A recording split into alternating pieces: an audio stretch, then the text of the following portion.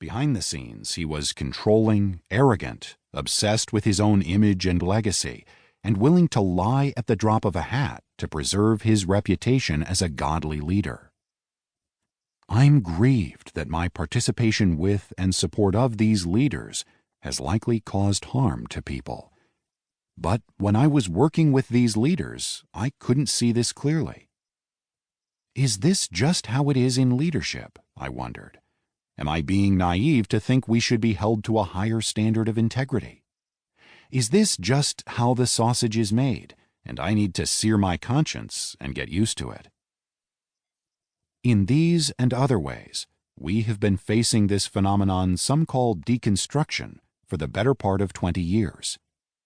Deconstruction might not be the perfect metaphor for this process, but it names a very real and painful experience of disorientation and disillusionment that more and more Christians seem to experience. We hear statements like these a lot. The things that go along with being a Christian in the United States, the culture, politics, and entertainment, didn't used to bother me, but now they do. When I first became a Christian, I couldn't get enough of church. Now it's hard for me to make myself go. Sayings that used to ring true and bring comfort now seem trite and flimsy.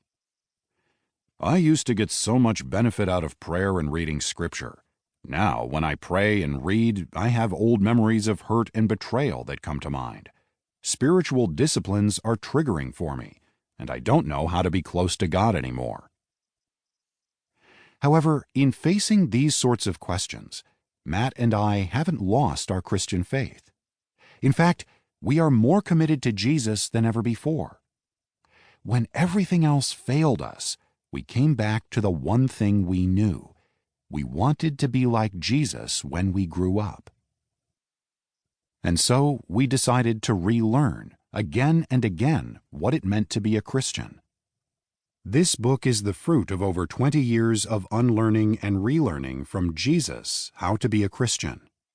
We are still unlearning and relearning as we go, but the fruit of our 20 years of wrestling is that we now have a way of reconstructing Christian faith as an agile, here-and-now, moment-by-moment awareness of God in everyday life, centered in the love of Jesus Christ. We want to share with you the shape of this ongoing reconstruction of faith. Of paradigms and practices. The process of reconstruction can take many forms, but for us, and for the people we've worked with in discipleship and coaching, there has been a central component of reconstruction that undergirds everything else. It has to do with how we see rather than what we do. It's about our vision before it's about our action. We need a new paradigm, not just new practices. Often, when we want to change our lives, we start with behaviors, new to-dos, tactics, techniques, or spiritual disciplines that we hope will bring about the transformation we desire. The doctor tells me that my cholesterol levels are too high, so I start a diet and exercise regimen to lose some weight. I realize my bad temper is ruining my closest relationships, so I enroll in an anger management class. I ask someone whose character I admire about their spiritual rhythms, and I start implementing them in my life. It's common sense that if we notice a problem, we ought to do something to fix it, and we often carry this general assumption into our faith as disciples of Jesus. We think it's mainly a matter of adding good practices to our lives: prayer, quiet times, Bible study and meditation, silence, solitude, and so on, that will help us build or reconstruct our faith. But while this impulse to jump right into practices often does bear good fruit in our lives, it just as often does not.